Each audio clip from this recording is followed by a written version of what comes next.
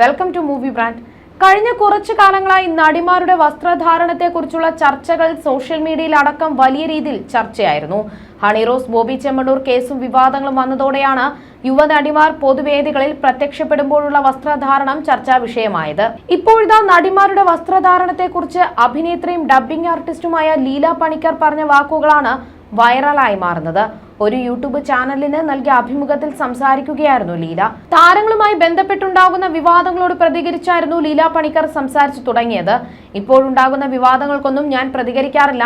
എന്തിന് വെറുതെ തലവെച്ചു കൊടുക്കണം? ചുറ്റി വളയ്ക്കാനും വിവാദങ്ങൾ ഉണ്ടാക്കാനും കച്ചകെട്ടി നിൽക്കുന്നവരോട് ഒന്നും പറയാനില്ല. നടീനടന്മാർ വിവാഹിതരാകുമ്പോൾ മാത്രമല്ല, സാധാരണക്കാർ വിവാഹിതരായാലും ഡിവോഴ്സ് നടക്കുന്നുണ്ടല്ലോ. അതുപോലെ കുടുംബജീവിതം നിസ്സാര കാര്യമല്ല. കുടുംബജീവിതം എന്നാൽ മനസ്സിലാക്കൽ വേണം. അല്ലാതെ പണമുണ്ടെന്ന് കരുതി ചെയ്യാൻ പറ്റുന്ന ഒന്നല്ല കുടുംബജീവിതം. മനുഷ്യത്വവും സ്നേഹവും വേണമെന്ന് ലീല പണിക്കർ പറയുന്നുണ്ട്. മര്യാദയ്ക്ക് ഡ്രസ്സ് ചെയ്ത് പോയാൽ കിട്ടുന്ന സ്ഥാനവും സ്നേഹവും ബഹുമാനവും ഗ്ലാമറസായി വസ്ത്രം ധരിച്ചു പോയാൽ കിട്ടില്ലെന്ന് ലീല പണിക്കർ പറയുന്നുണ്ട്. ഉദ്ഘാടനങ്ങൾ പോലുള്ളവയ്ക്ക് വരുമ്പോൾ നടിമാർ ധരിക്കുന്ന വസ്ത്രങ്ങളോട് എനിക്ക് യോജിപ്പില്ല. അവർ മര്യാദയ്ക്ക് ഡ്രസ്സ് ചെയ്ത് പോയാൽ കിട്ടുന്ന സ്ഥാനവും സ്നേഹവും ബഹുമാനവും ഇങ്ങനെ പോയാൽ കിട്ടില്ല. നേരിൽ കാണുമ്പോൾ ചിരിച്ചാലും മാറി നിന്ന് പുച്ഛിക്കുമായിരിക്കും. മഞ്ജു വാര്യരൊക്കെ എന്ത് മാന്യമായാണ് വസ്ത്രം ധരിക്കുന്നത്. വൾഗറായി എപ്പോഴെങ്കിലും പ്രത്യക്ഷപ്പെട്ടിട്ടുണ്ടോ? അതുപോലെ ജീവിതത്തിൽ ഇത്രയേറെ പ്രശ്നങ്ങൾ വന്നിട്ടും ആ കുട്ടി എന്തെങ്കിലും പറയുകയോ ചർച്ചയ്ക്ക് വിധേയമാക്കുകയോ ചെയ്തിട്ടുണ്ടോ? ഇല്ലല്ലോ. ദിലീപ് മഞ്ജുവിനെ വിവാഹം ചെയ്യാൻ പോകുന്ന കാര്യം സൂര്യകൃഷ്ണമൂർത്തിയാണ് എന്നെ വിളിച്ചു പറഞ്ഞത്. അത് കേട്ടപ്പോൾ ഒരു ആശ്ചര്യമായിരുന്നു. ഭയങ്കര ആർട്ടിസ്റ്റ് ആണല്ലോ മഞ്ജു. ഇനി അഭിനയിക്കില്ലായിരിക്കുമെന്ന് സൂര്യ പറഞ്ഞപ്പോൾ അത് വലിയ കഷ്ടമായല്ലോ എന്നാണ് ഞാൻ പറഞ്ഞത്. മഞ്ജുവിന് അത് സാധിക്കില്ല. എത്ര ദിവസം ആ കുട്ടി അഭിനയിക്കാതിരിക്കും? അവളെ കൊണ്ട് അഭിനയിക്കാതിരിക്കാൻ പറ്റില്ല. അത്ര ടാലന്റ് ആണ് ആ കുട്ടിയെന്ന് സൂര്യയോട് ഞാൻ പറഞ്ഞു. മഞ്ജുവിനെ വ്യക്തിപരമായി എനിക്കറിയില്ല. മഞ്ജുവിനൊപ്പം അഭിനയിക്കണമെന്നത് എന്റെ വലിയ ആഗ്രഹമായിരുന്നു. മഞ്ജുവിന്റെ ഒറ്റയ്ക്കുള്ള ജീവിതം കഷ്ടമൊന്നുമുള്ളതല്ല. കാരണം സ്ത്രീക്ക് ഭയങ്കര ശക്തിയാണ്. സ്ത്രീ അബലയല്ല. സ്ത്രീക്കുള്ള കരുത്ത് പുരുഷനില്ല. ഹണി റോസിനെയും മഞ്ജു വാര്യരെയും എങ്ങനെയാണ് കാണുന്നതെന്ന് ചോദിച്ചാൽ മഞ്ജുവിനെ കാണുന്നത് സ്ത്രീ ആയിട്ടാണ്. ഹണി റോസ് പാവം. അതിന് ജീവിതം എന്താണെന്ന് അറിഞ്ഞൂടാ. നമുക്ക് കിട്ടേണ്ട ബഹുമാനം എവിടെ നിന്ന് കിട്ടണം എന്നൊന്നും അറിയില്ല. ജീവിതത്തിന്റെ ഒരു വശം അറിയാത്ത കുട്ടിയാണ്. ഒരു സുപ്രഭാതത്തിൽ ആ കുട്ടി മനസ്സിലാക്കും ഇതൊന്നും അല്ല ജീവിതമെന്ന്. ദയനീയ അവസ്ഥ അപ്പോഴാണ് വരാൻ പോകുന്നത്.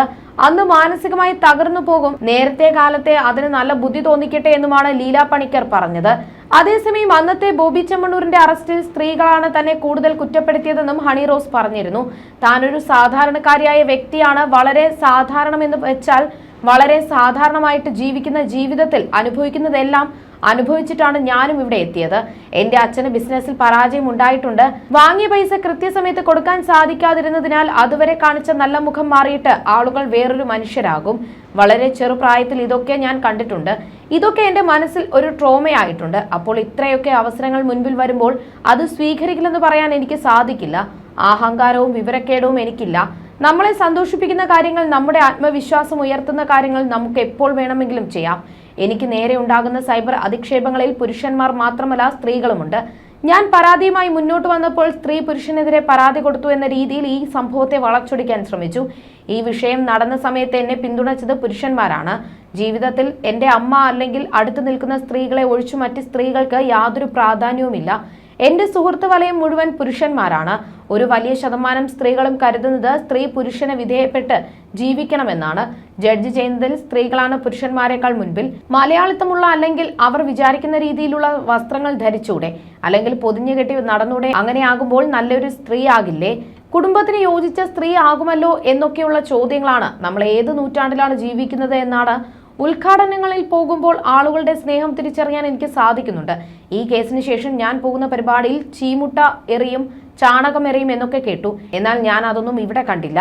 അന്തസ്സുള്ള പുരുഷന്മാർ ആരും സ്ത്രീകളെ അപമാനിക്കുമെന്ന് ഞാൻ കരുതുന്നില്ല എന്നുമാണ് ഹണി റോസ് പറയുന്നത്. നടിക്കെതിരെ പരസ്യമായ ഓൾ കേരള മെൻസ് അസോസിയേഷനും രംഗത്തെത്തിയിരുന്നു. സംഘടനയുടെ വാട്സാപ്പിൽ ഗ്രൂപ്പിൽ ഇതിന്റെ നേതാവ് അജിത് കുമാർ പങ്കുവച്ച ചില സന്ദേശങ്ങളും പുറത്തു വന്നിരുന്നു. ഉദ്ഘാടന പരിപാടിക്കെത്തുന്ന ഹണി റോസിനെതിരെ ചാണകമെറിയാൻ മെൻസ് അസോസിയേഷൻ ആസൂത്രണം ചെയ്തതിന്റെ തെളിവുകളും പുറത്തു വന്നു. ജനുവരി 20 തിങ്കളാഴ്ച ആരൊക്കെ പാലക്കാട് വരുന്നു? ഹണി റോസിന്റെ വസ്ത്രം നല്ലതല്ലെങ്കിൽ ചാണകമെറിയാൻ എല്ലാവരും വരണമെന്ന രീതിയിലുള്ള സന്ദേശമാണ് ഗ്രൂപ്പിലുള്ളത്. പാലക്കാട് ഉദ്ഘാടനത്തിന് വരുമ്പോൾ ഹണി റോസ് ധരിച്ചത് മോശം വസ്ത്രമാണെങ്കിൽ തീർച്ചയായും ചാണകമെറിയുമായിരുന്നുവെന്നും ഞങ്ങൾ അവിടെ ഉണ്ടായിരുന്നുവെന്നുമാണ് അജിത് കുമാർ പറഞ്ഞിരുന്നത്.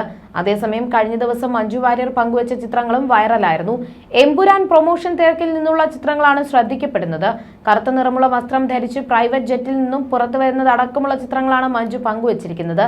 പിന്നാലെ നിരവധി പേരാണ് കമന്റുകളുമായി എത്തിയിരിക്കുന്നത്. അന്നും ഇന്നും ഒരുപോലെ മാർക്കറ്റ് വാല്യൂ ഉള്ള അപൂർവം ചിലരിൽ ഒരാളാണ്. പ്രായം തോന്നിപ്പിക്കാതെ എന്നും 16-ൽ കാണുന്ന കുറച്ചു മുതലുകൾ ഉണ്ട് മലയാള സിനിമയിൽ. അതിലൊന്നാണ് ഞങ്ങളുടെ മഞ്ജു ചേച്ചിയും. അന്നും ഇന്നും ഒരു മാറ്റവും ഇല്ലാതെ ജനഹൃദയങ്ങളിൽ ദേ ചേച്ചി 18 വയസ്സിലേക്ക് പോകുന്നു. സാധാരണ കേൾക്കുന്ന ഒരു ഡയലോഗ് ഉണ്ട്, ഒരു പെണ്ണിന് മറ്റൊരു പെണ്ണിനോട് അസൂയയാണെന്ന്. പക്ഷേ ഓരോ തവണ നിങ്ങൾ സന്തോഷിക്കുന്നത് കാണുന്നതും എനിക്കും സന്തോഷം തോന്നുകയാണ്. നിങ്ങൾ ചിരിക്കുന്നത് കാണുമ്പോൾ ഞാനും ചിരിക്കും. ആ ചിരി അങ്ങനെ തന്നെ എന്നും നിലനിൽക്കട്ടെ എന്ന് ആശംസിക്കുന്നു എന്നായിരുന്നു ഒരു ആരാധിക പങ്കുവച്ചിരുന്നത്. എമ്പുരാന്റെ ഐമാക്സ് ട്രെയിലർ ലോഞ്ചിന് പങ്കെടുത്ത മഞ്ജുവിന്റെ ചിത്രങ്ങളും മഞ്ജു ധരിച്ചിരുന്ന വസ്ത്രത്തിനും എല്ലാം നിറഞ്ഞ കയ്യടിയാണ് സോഷ്യൽ മീഡിയയിൽ നിന്ന് ലഭിച്ചിരുന്നത്. വസ്ത്രങ്ങളുടെ കാര്യത്തിൽ അന്നും ഇന്നും ഏറെ ശ്രദ്ധ പുലർത്തുന്ന ആളുകൂടിയാണ് മഞ്ജു. പൊതുവെ മുംബൈയിൽ ഒരു സിനിമാ പ്രൊമോഷനോ പ്രസ് മീറ്റോ നടക്കുമ്പോൾ അതീവ ഗ്ലാമറസ് ആയി നടന്നു വരുന്ന നായികമാരെയാണ് റെഡ് കാർപ്പറ്റിൽ കാണാറുള്ളത്. എന്നാൽ മലയാളത്തിൽ നിന്നും വന്ന ഒരു 46-കാരിയായ നടി ബോളിവുഡ് സിനിമാ സ്റ്റൈലും ലുക്കും കൈവിടാതെ ഗംഭീരമായി നടന്നു വന്നു.